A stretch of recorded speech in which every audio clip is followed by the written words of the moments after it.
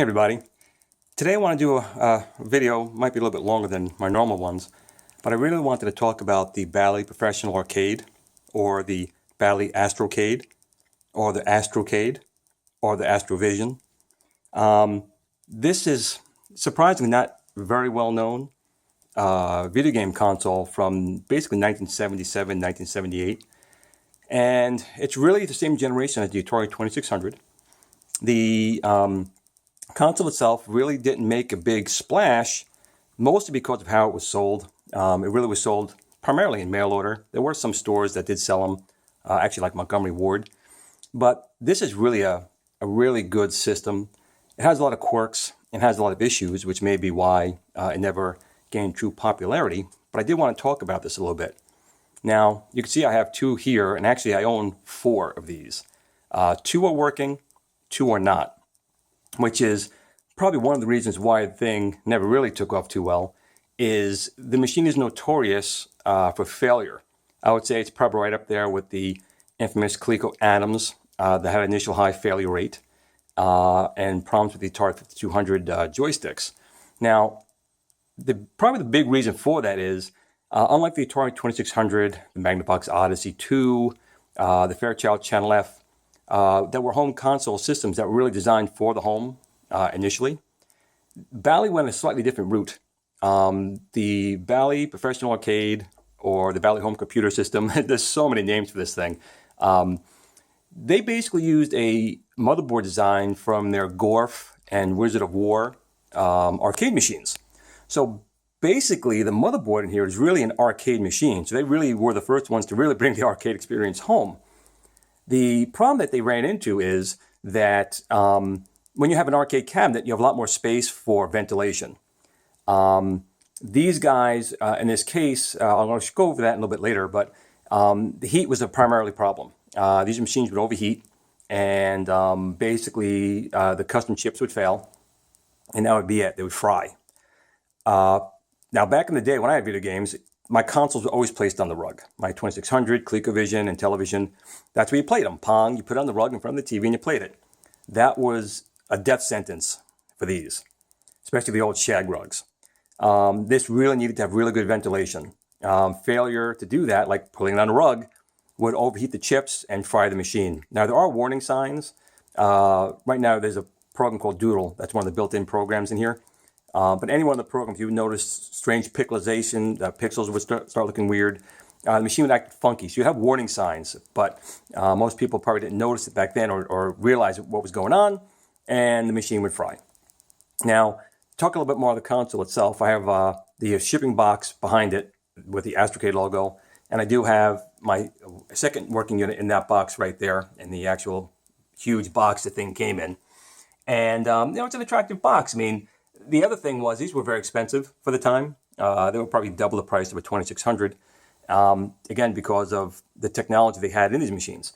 But the design itself is pretty good. Now, I have 2 different designs here. This one here is one that's not working. I'll show you under the hood in a minute. But this is one of the earlier, one of the first machines. Now, this is actually not the logo. When I got this, there was no logo on here at all.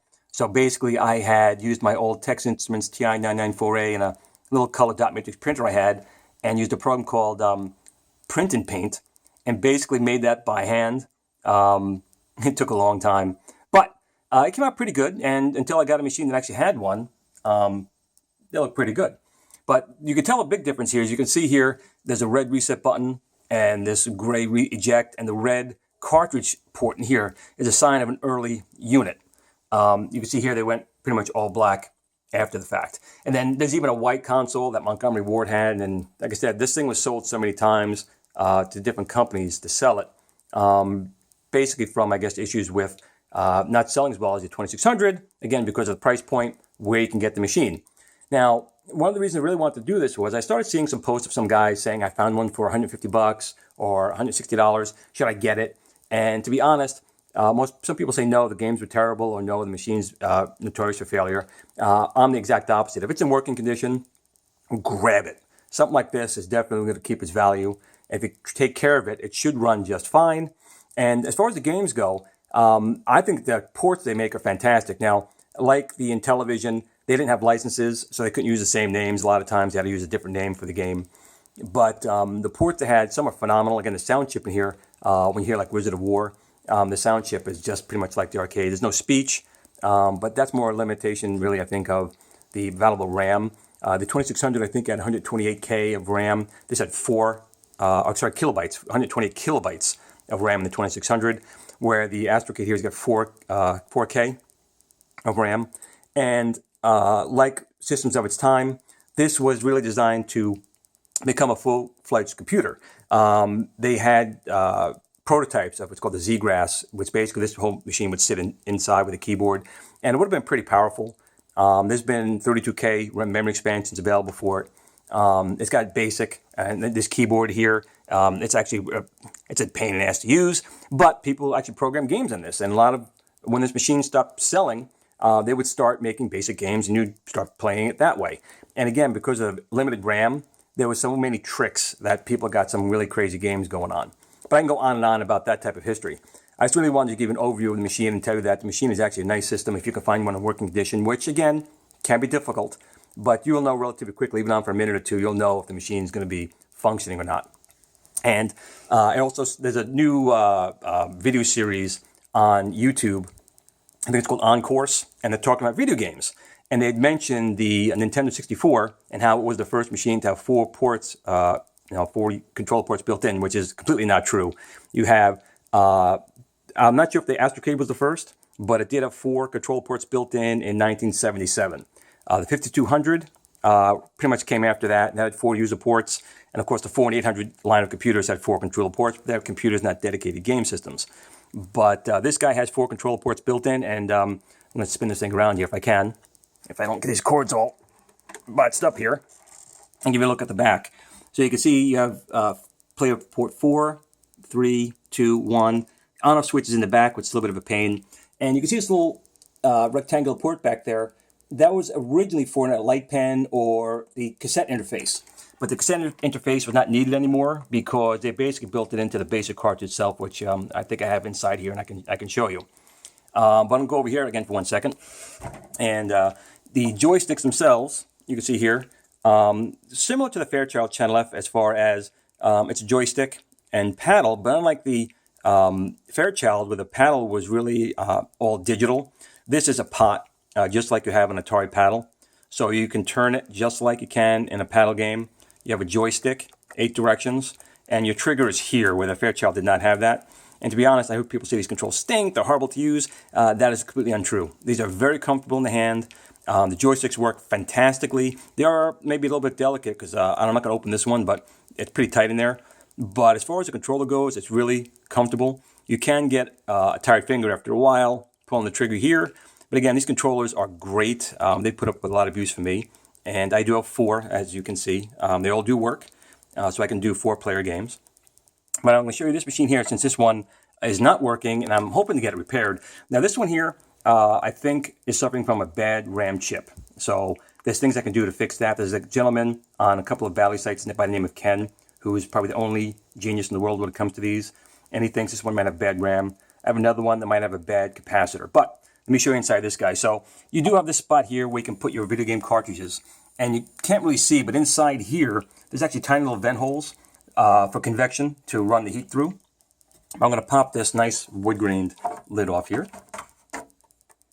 Now this, again, is probably one of the early, if not one of the earliest revisions of the board. You can see it's got a lot of corrosion on it, and they used big, huge, honking pieces of copper.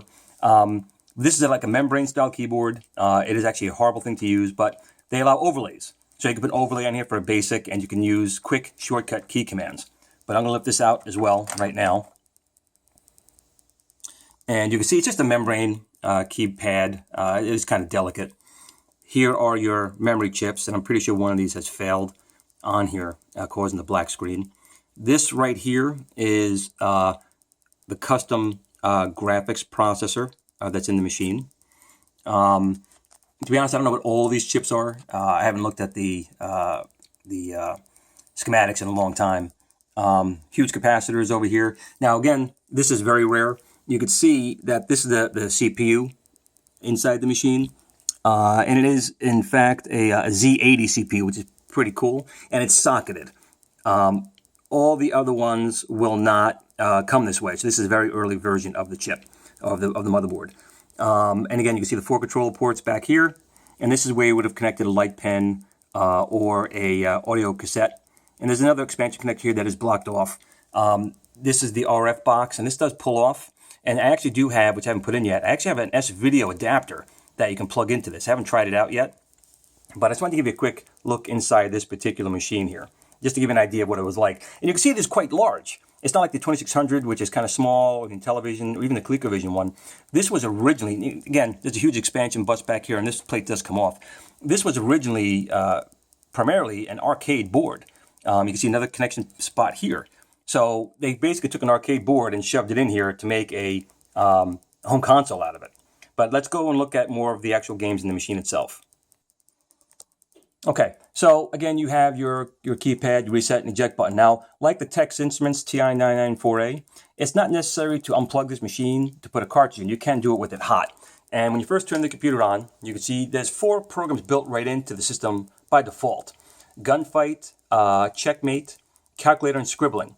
Now, Scribbling is a program I had coming before. I come over here and I press 4 on the keypad, and I'm going to say 0 players, and the computer will do it all by itself. It'll just start drawing.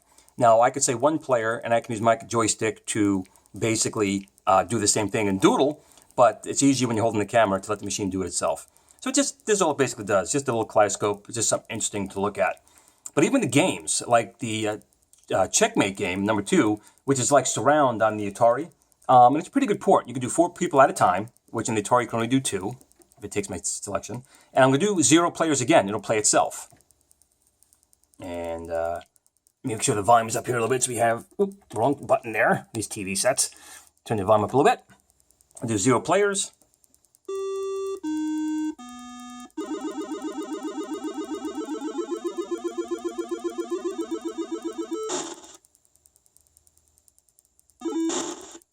And this game is actually quite fun.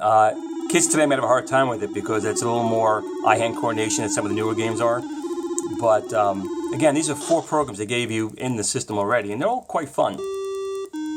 So the next game we're going to take a look at here is the Gunfight. And what's good about the Gunfight is when you're using the controller, you can not only move your man around, but using the pot here, you can aim your gun, which is something you couldn't do in the 2600 version of Outlaw. So let's go to number 1. And we'll do max score, we'll do, oh, yeah, that's a lot, right? I don't know if it'll take that much. And I'm not sure if I probably selected 2 players by accident. So I'm going to reset this again, and we'll do Gunfight. And max score, we'll do, I don't know, 110.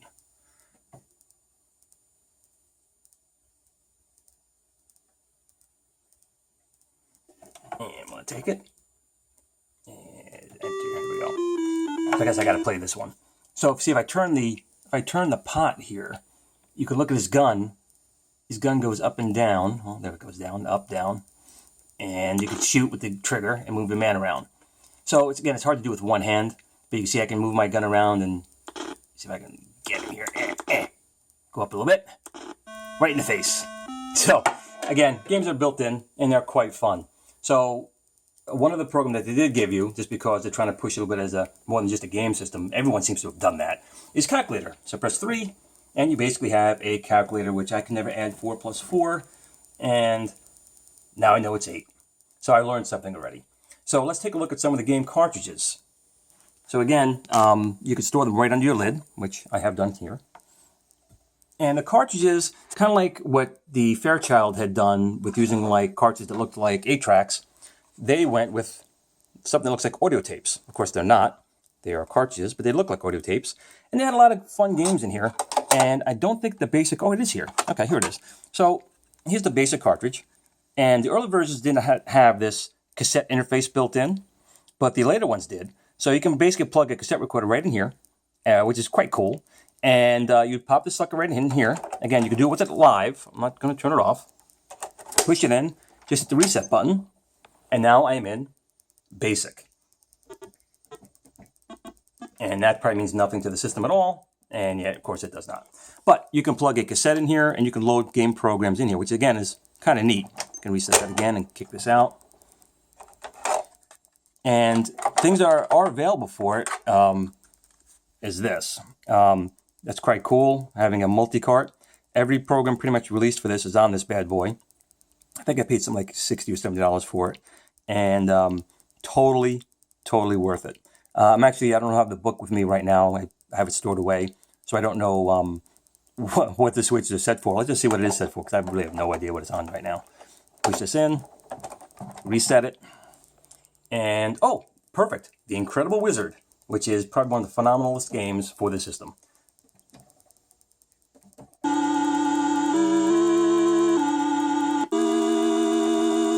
You can hear the audio is pretty close to the arcade because that's pretty much what the board is. You know, I mean, it's just really good. I can hear, oh, you got me. Again, really hard to do with one hand, guys. But this joystick does make it a little bit easier. Let's see if I get these little bad guys here. Oh! All right, I'm getting somebody here.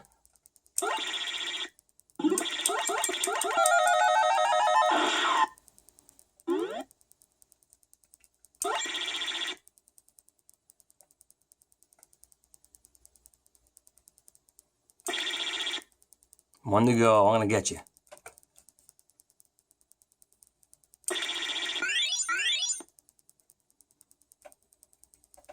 I'm going to be in trouble. Oh, I got lucky there.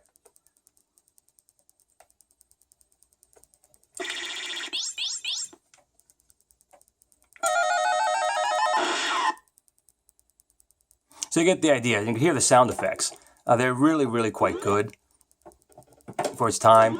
They had their version of Space Invaders, a version of Galaxian. I'll see if I can fire them up real quick here. Let me just pause this just for 1 second. Okay, kind of jerry-rigged something here. So they did have some ports. Now this here is called Galactic Invasion, which you might be able to guess what this game might turn out to be. Let's put this little guy in.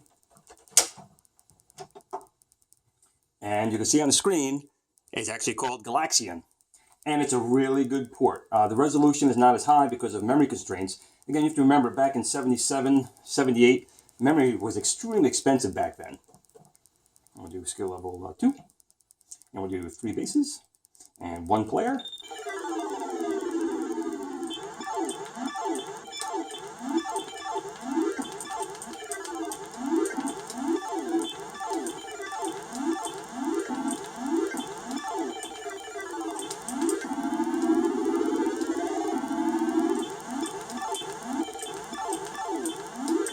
Oh, right at the end.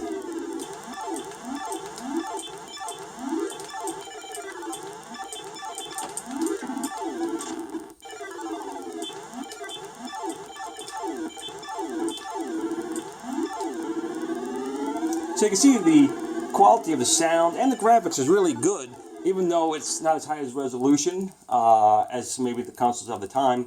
It could have been. The machine actually had a high-res mode. They simply did not have the available RAM to use it, so they just didn't hook it up. So that's kind of a shame. Now let's reset this again. Let's take a look at another game that we have here. This one, next one is called Star Battle.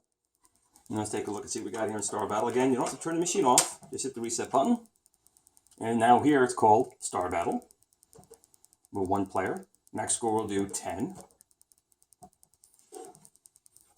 And you can see it looks a lot like Star Wars down the trench, because Star Wars was the show at the time.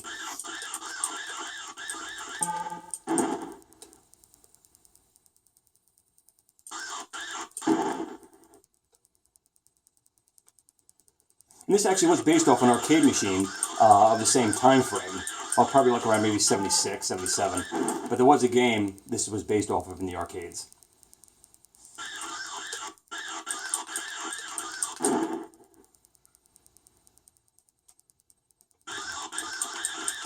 And let's take a look at the last cards I'm going to show for this particular video.